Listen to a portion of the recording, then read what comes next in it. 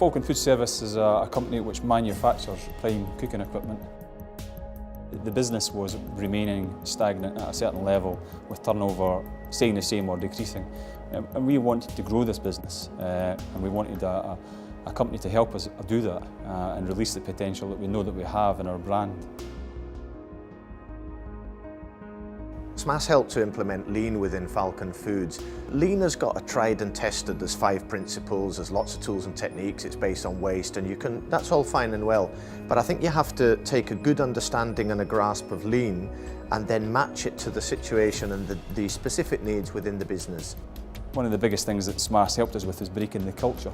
We used Lean in a way to try and break some of those barriers down, and I think so far so good, and we certainly see the benefits from that. This was certainly a project where there was a large number of people. There was around 20 people as part of the initial project team. So getting good rapport, participating, people taking ownership and understanding some of the tools and techniques that we were trying to deploy. That really brings the critical mass into the team and some of the followers to say, you know what, this is a much more effective way of working, it's easier, I'm empowered, and it's just a better working environment. What they used to do was they used to hoard a lot of supply in the stores area. What we've done is we've managed to free a lot of that up so that it's more visual on the floor now. It's just a 2-bin system as opposed to putting a card in for maybe 500 parts getting made and then most of it getting stored in the stores. So that's been a big change for us. So we've seen around an efficiency improvement in the cell of 20%, an improvement in customer service, a significant reduction in work in progress in the cell from 12 weeks to 2 to 3 days now of material within the cell. So overall, a much leaner cell supplying what the customer wants on time, in full, to the right specification.